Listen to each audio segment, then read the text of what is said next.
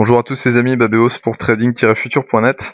Et je voulais revenir sur petit événement sympa aujourd'hui, comme tous les mercredis évidemment, la news sur les inventaires du pétrole à 16h30 heure française, et on va un petit peu regarder ce qui s'est passé en fait et le décortiquer comme d'habitude avec des graphiques, vous êtes habitués maintenant, market profile notamment.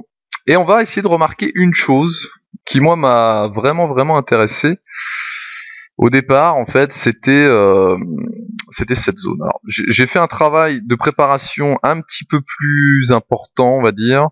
Alors, vous voyez, ça c'est le graphe du pétrole. Il y a beaucoup de gaps, c'est tout à fait normal, puisque vous savez que je travaille essentiellement les sessions cash.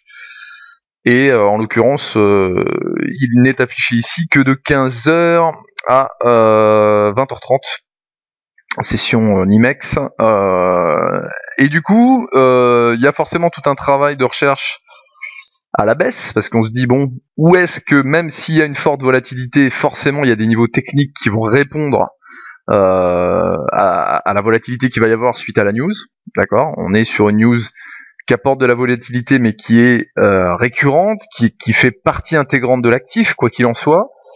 Ça impacte directement l'actif concerné, donc forcément, on essaye de rechercher toujours des points clés. On a déjà vu évidemment des périodes de grosse volatilité où effectivement les niveaux techniques, market profile, volume profile et tout ce qui va toucher au volume, effectivement, répondent vraiment très bien. Parce que même s'il y a une très forte volatilité, s'il y a des gros acteurs qui veulent défendre un niveau en particulier, ben évidemment ils y arriveront, ou ils y arriveront pas, le niveau va craquer, voilà, à la hausse ou à la baisse d'ailleurs. Et voilà, j'ai supprimé en fait les différentes zones qu'on peut tracer ici, hein, notamment la queue d'achat ici, du 22 mai. D'accord.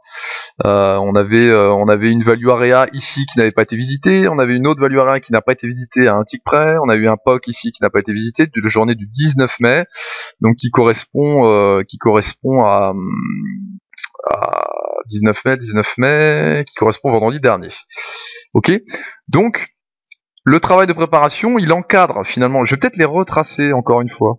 On va regarder ça. Non, ça sert à rien que je les retrace. Bon bref, imaginez qu'il y a une zone en bas ici, hein, voilà, j'avais quadrillé mon graphe, j'avais repéré 2-3 niveaux volume profile aussi. Mais si on observe, on regarde. Quand on a le profil basique ici, si on oublie les zones vertes ici, on remarque quand même qu'il y a un grand vide, à part un POC tout là-haut, et donc il faut qu'on revienne en arrière pour savoir un petit peu ce qui s'est passé.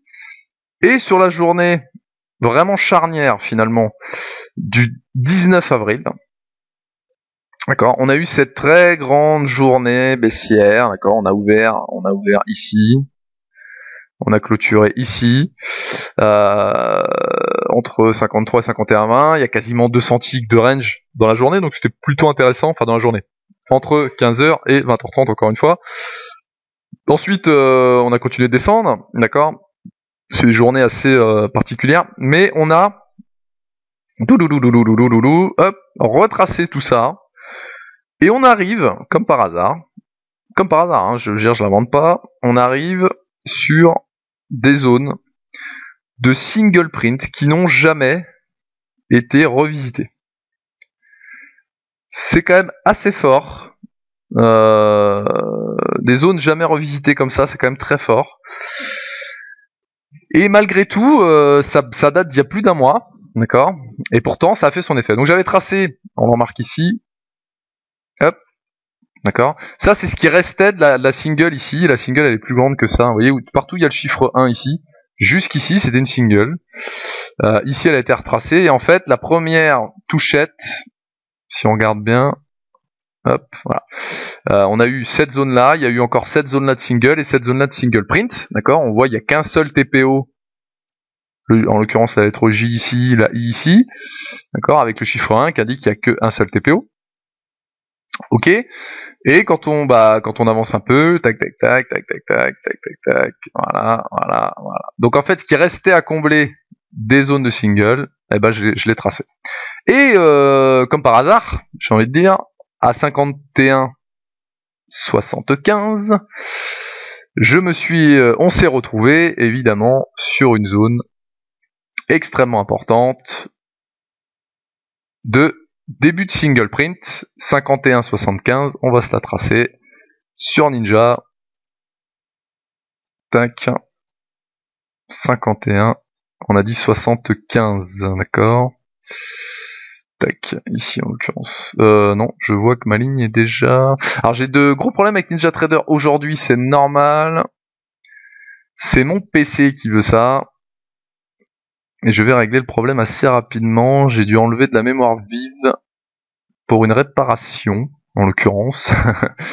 Donc j'ai un petit peu moins de mémoire vive que d'habitude. Et je n'ai que 2 gigas aujourd'hui. Je n'ai traité... J'avais rien d'ouvert, j'ai pas beaucoup tweeté, j'ai pas beaucoup... Voilà, j'ai pas surchargé la bécane. Bon, je suis à 51,76, on va le garder pour l'instant. Et voilà, donc le début de la single était la ligne bleue, d'accord ?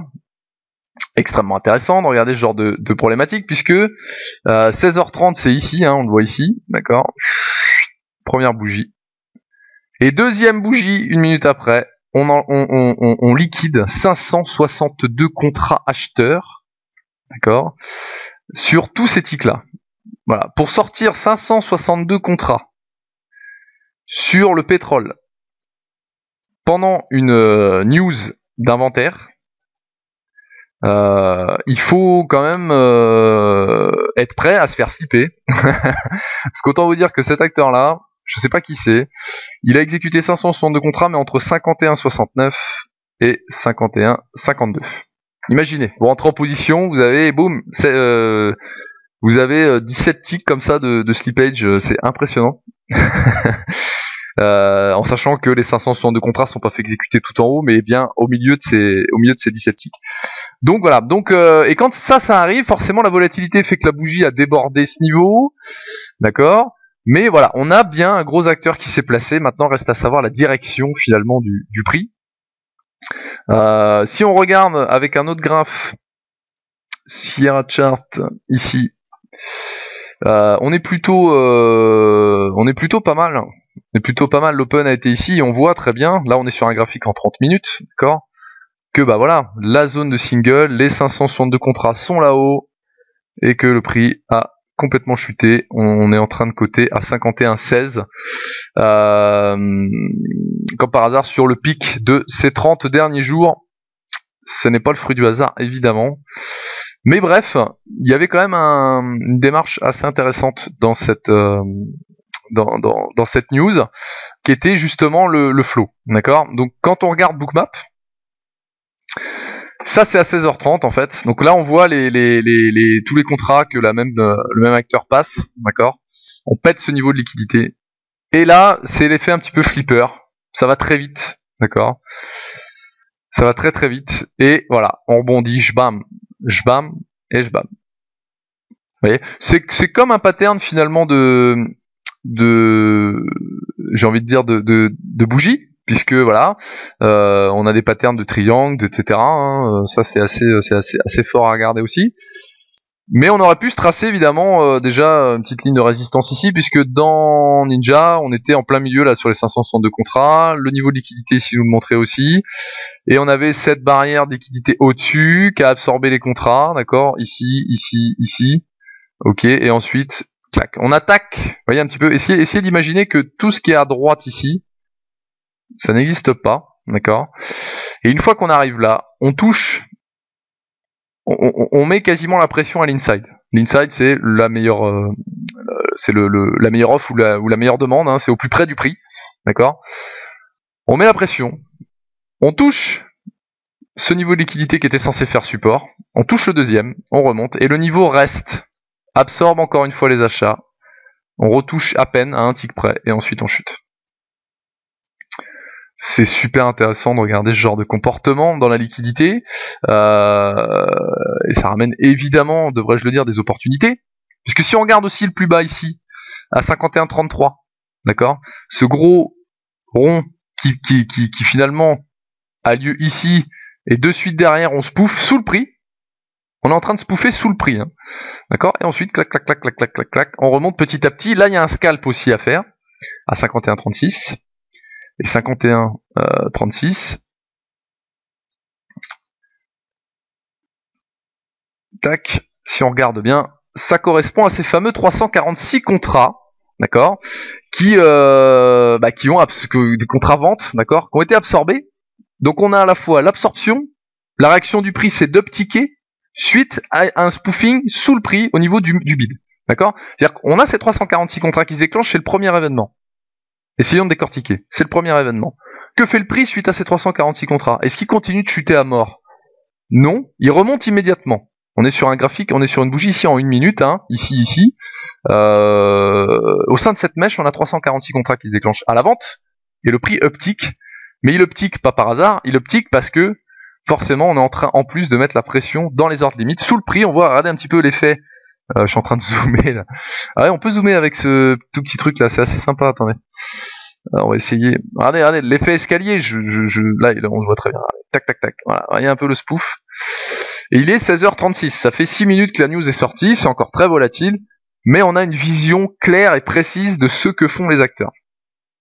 Grosse absorption, spoofing sous les prix, un scalp à l'achat est largement possible.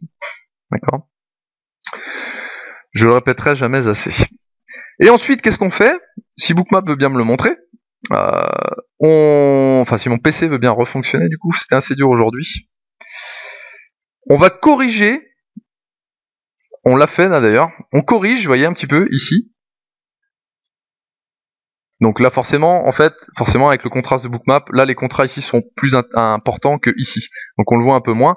Mais il faut que je zoome, parce que regardez, on uptick, on flipper comme on a vu, on met la pression, on descend, on absorbe, on met la pression, d'accord? Et on revient finalement sur ce niveau-là, qu'on a cassé, qui a eu pour conséquence de faire chuter. On revient sur ce niveau.